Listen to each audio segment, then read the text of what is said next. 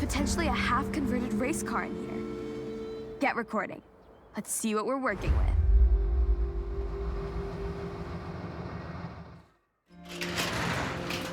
Yep, the Lamborghini Diablo SV, one of the greatest poster cars of the 90s. This one looks like it was decked out too. This is the car I was asked to advise on. It originally was fitted out with flashy accessories, but the owner wanted to strip it back, restore it to being race-ready. Unfortunately, regulations changed and the money needed to upgrade dwindled. I guess all the extras made the car heavy. A Diablo SV like this sat half ready for the track is so heartbreaking to see. Even in this state, you can see its potential. It's a powerful car. Rear-wheel drive and gets to top speeds quickly. It's a real shame this car never saw the Super GT series. It's a beautiful car, both with the vibrant accessories and without. Yuji, let's load it.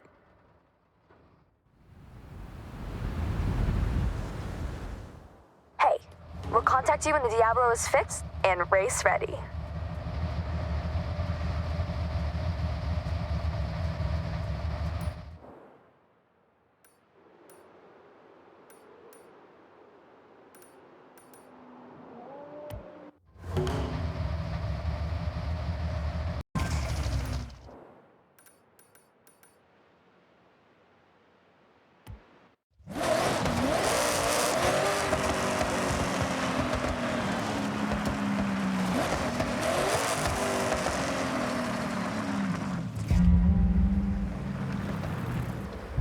This is so exciting. Hopefully it's the car we think it is. You want to document this? We can film it, then look back at the progress. Ready? Oh, Nissan Pao! Yuji, this has to be the car, right? It looks pretty classic. Yes, definitely the car we heard about. How about both? You know this car sold out just 3 months after pre-orders went live? The retro-futuristic design is very appealing, I have to say. In pre-orders they were popular. I believe this one was well loved too, although it's been quite exposed to the elements. But once it's fixed, it'll be perfect to explore the countryside in. All right, let's get this out of here and get to work.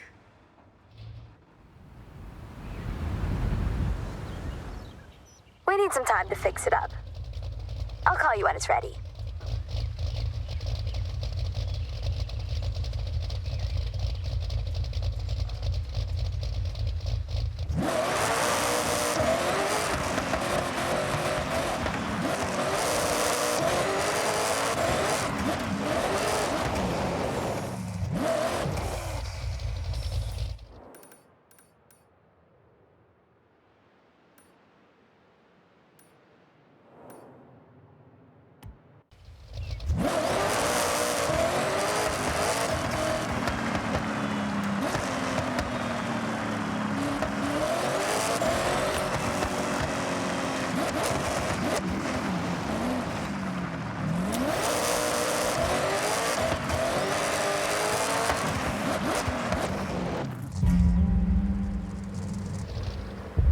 This will be a special one for you, right, Yuji? We should definitely capture it. Got your camera?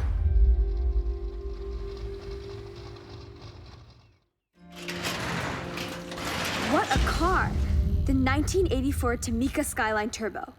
This person was really trying to make this street legal? Yes, an ambitious project fueled by pure passion. You can see the wheels have been switched out. It's a car built for maximum downforce and minimal weight. Do you think we could really get this out on the road? I mean, it looks like a lot of the conversion is halfway through. It is extremely different from the road car it was based on. Although, from what I was supplying and what I can see here, solid progress was made. So I believe we can. I believe it too.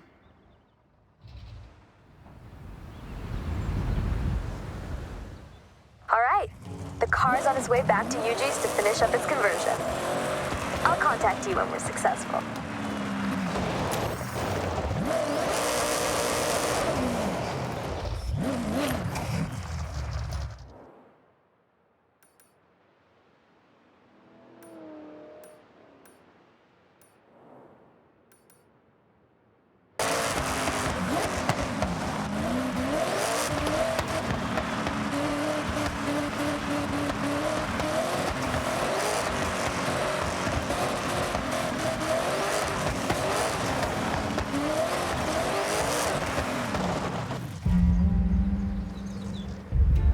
Imagine if the rumors are true and there really is a Le Mans competitor behind these doors.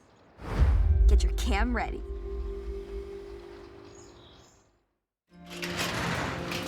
Oh, I can't believe it! The Mazda 787B. There's no way it's been sat here all this time. Looking at the bodywork, it looks like it's been in some treacherous accident. Reports of it falling off a transportation truck must be true. Someone looks like they have tried to repair it, but damage must have been too great for them. Nothing you can't handle, huh, Yuji? It's completely renowned for endurance. Not exactly a delicate flower of a car. It's definitely worth trying to get it back up and running. The sound of the engine is iconic. Shame it couldn't run for another season. It's in definite need of some TLC. Ready to pack it up?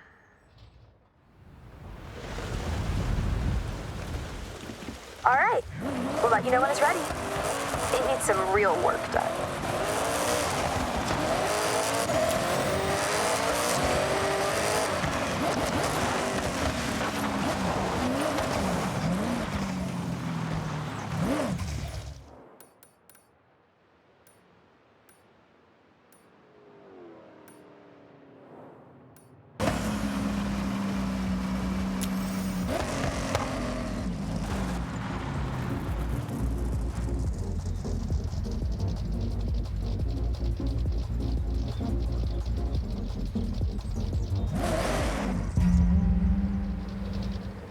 So, we have a possible 90s GT 500 champion behind these doors. Wanna get some footage of this? Wow! Number 23 Nismo Skyline GTR. Just look at that engine! This was an on-track monster back in the day. Both a championship and constructors winner, untouchable up until '99 when it was swapped out. It was still used in the festivals, right, Yuji? I heard it was at some of them in the 2000s. That's right. It was around for a few years after its retirement. Look at the build-up on the bodywork. The upkeep would have been costly, which I assume is why it's been left in the middle of repairs. I'm actually really hyped about this one. Yuji, work your magic.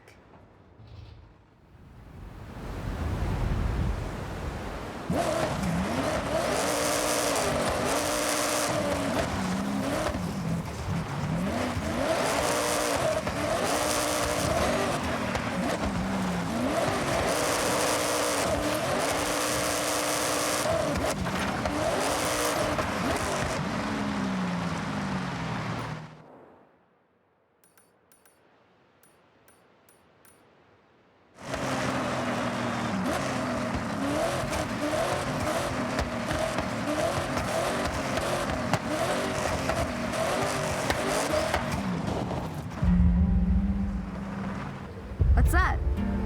This definitely could be what we're looking for. You should get some footage.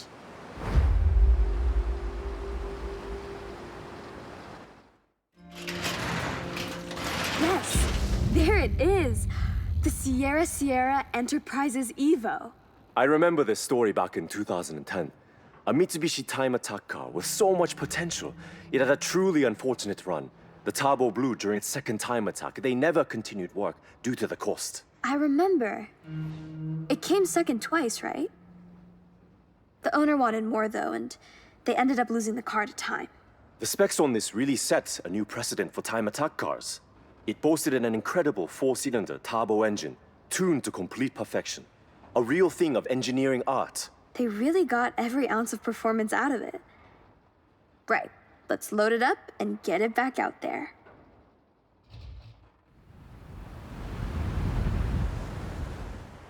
All right, we'll need some time to get this fixed.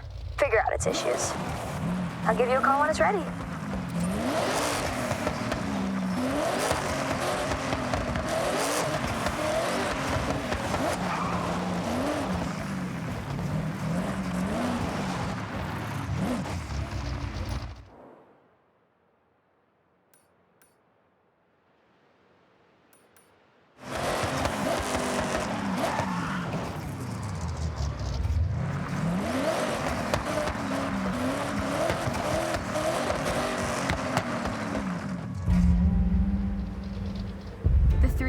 Might very well uncover a great mystery here.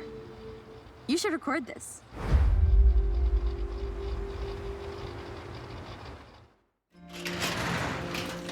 The rumors were true. The Peugeot 205 T16. Not so elusive anymore. What a find! It had been misplaced between rally stages, attending as a showpiece. No one knew where it went, diminished to rumors of sightings. The 205 was a fierce competitor back in the 80s, right? Had a good few wins under its belt? Absolutely. In fact, the most successful Group B vehicle. The T16 was a wonder, all-wheel drive and powerful. For regulations, Peugeot was required to make 200 units, all inspected in the same place. I can only imagine what a sight that was. Well, this car definitely needs some TLC. Looks like it was left in a rush.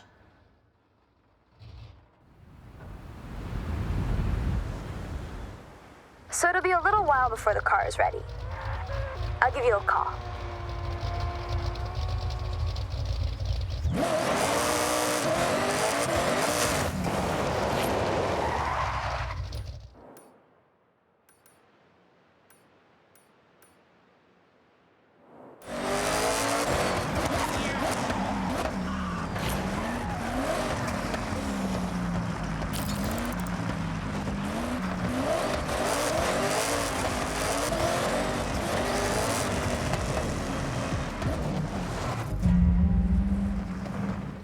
This will be a special one for you, right, Yuji? We should definitely capture it. Got your camera?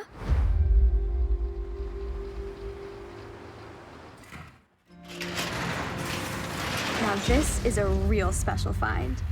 71 Nissan Skyline GTR. Recognize it, Yuji? I'd recognize this car from a million kilometers away. This is like stepping into a time capsule. The Hakosuka Skyline. My mentor truly poured all his time into this car. Raced it too. These were really sought after, weren't they? Altered specifically for handling and aerodynamics. Yes, May. These models were built to be truly competitive. The over-fenders became a thing of style, too. And didn't this car see victory after victory? It had real glory days. I can't believe it's still intact. Even his workbench is in the same place. Let's finish what your mentor started, right, Yuji? It'll be a full circle moment.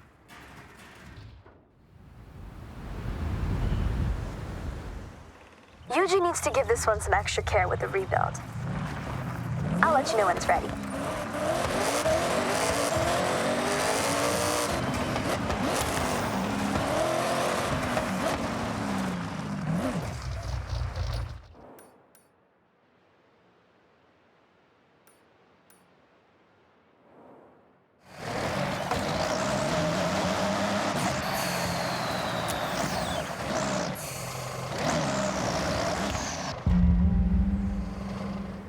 Hey, if this is it, you'll want this properly recorded. Ready to film?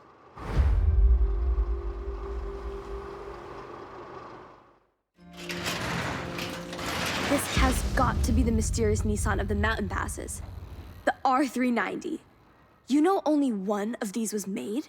Yes, it's the fastest and most expensive Nissan made to this day. Its racing counterpart was built for the 97 and 98 Le Mans. Although there were some overheating issues in the first year, they manufactured this singular model to comply with street legal regulations of the GT1 class. I heard there was a huge mix-up during a transfer of cars to new facilities. Cars were sent to the wrong places, and most were successfully tracked down. All but one. Looks like it fell into the hands of someone who knew their way around this type of vehicle, and their way around the toge passes. The car's set up properly on the lift, ready for welding. They obviously wanted it to remain a secret. The owner could even be you, Yuji.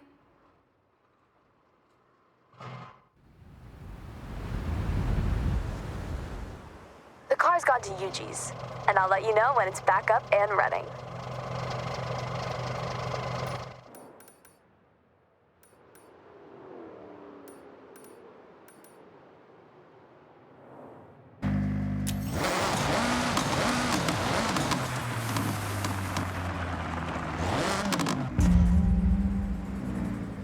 Hey, wanna get some footage?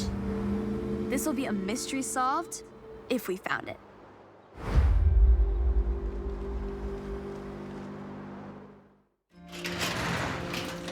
Oh, it's the missing car. Ford Sierra Cosworth RS 500. Still with the container and everything.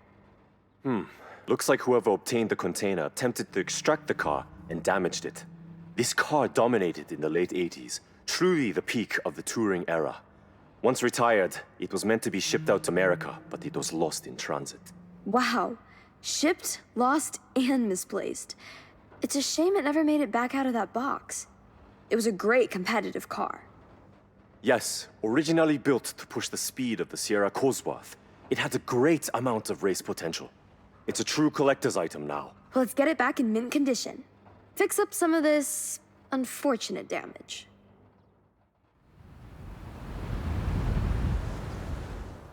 We've taken the car back to Yuji's. I'll give you a call once we've fixed it up.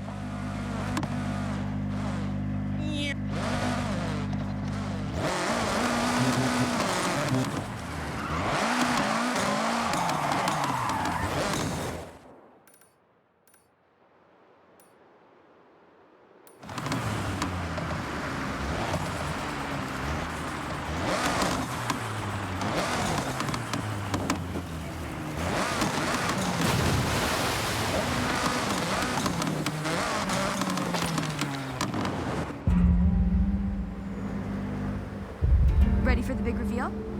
Get a camera to record. You'll be glad you did.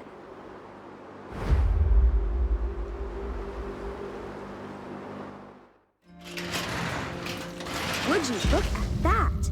The Porsche 930. Not looking too bad at all. Now this has truly impressed me. Being one of the fastest production cars, it gained a huge popularity in the street racing scene. Look at that rear engine, May. This one particularly has been heavily modified. Yes, I heard of a car like this being engineered to reach the highest speeds in Japan. Apparently, it has pieces from the Porsche 962. A car like this could effortlessly cut through the streets of Tokyo in a flash. I have to say, as soon as I saw the color, I recognized it. It's somewhat notorious amongst fans, but this popularity ultimately led to its retirement. Wow, it looks like we owe it to car culture to restore this Porsche. Yuji, you ready?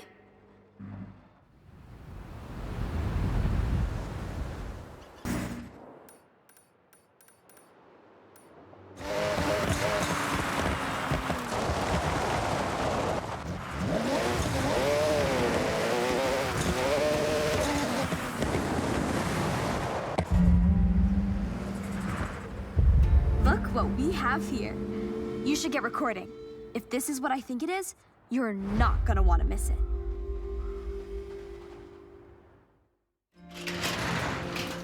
In its prime, I can only imagine what this Toyota 2000 GT would have looked like. Stunning, I bet. Not only beautiful, but incredibly high-performing. It was manufactured to be both comfortable for everyday use, but still race-ready. Really, it could be considered one of Japan's fast supercars. Extremely rare, too. I heard only a small amount were ever produced for road driving. Indeed. This one's had its interior stripped out. Been resting for a good while. When we get this back up and running, it will be truly impressive. Well, it looks like we're gonna need to order a lot of parts. Let's get it loaded, Yuji.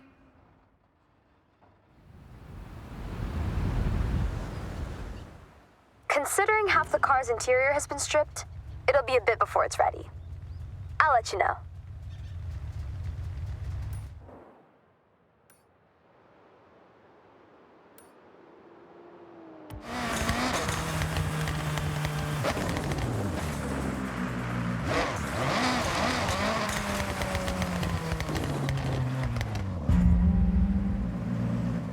Hey, could you do me a favor and film this find? It'd really mean a lot.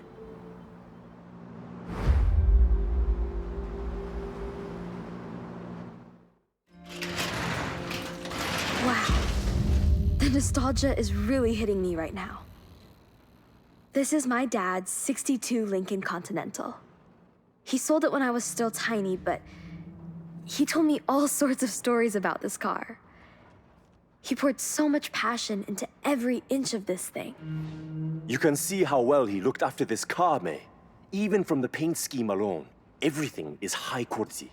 Down to all the details of a classic American lowrider.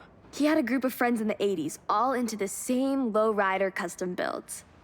They'd curate their cars for shows and meets, showcasing their latest upgrades. I assume he had heavily lowered the chassis. Unfortunately, here it sunk down to the floor over time. But look at that interior. I'll be extra careful with this repair, May. Thanks, Yuji. I think finding this car, fixing it up, and breathing life into it once more will be my greatest show of appreciation to him.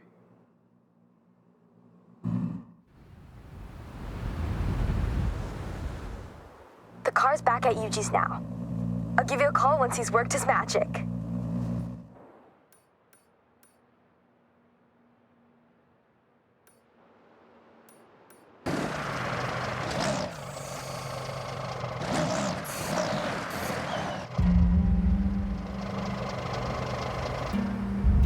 I really cannot wait for this one.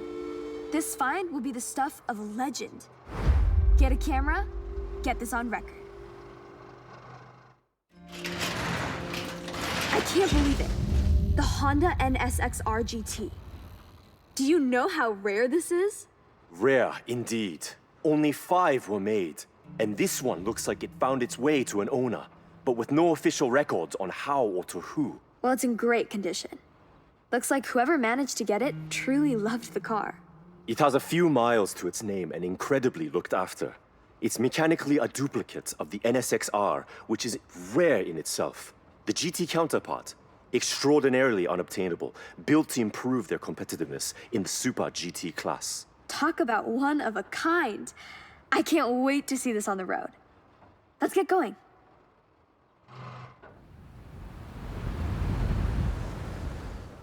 All right, we'll let you know when it's ready. The car's in good condition, but we'll still need to give it a good valet.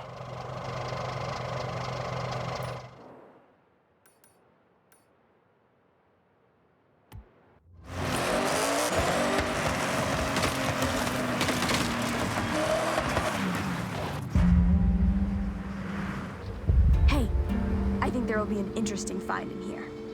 Want to document it with some footage?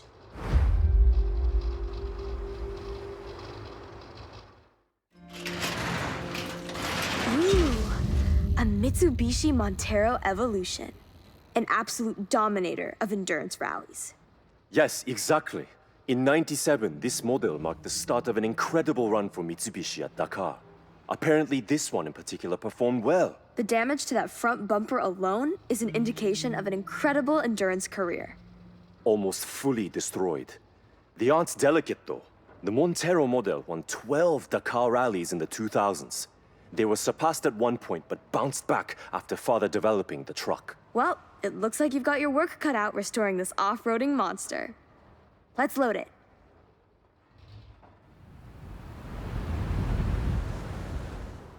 Hey, that front bumper was completely destroyed.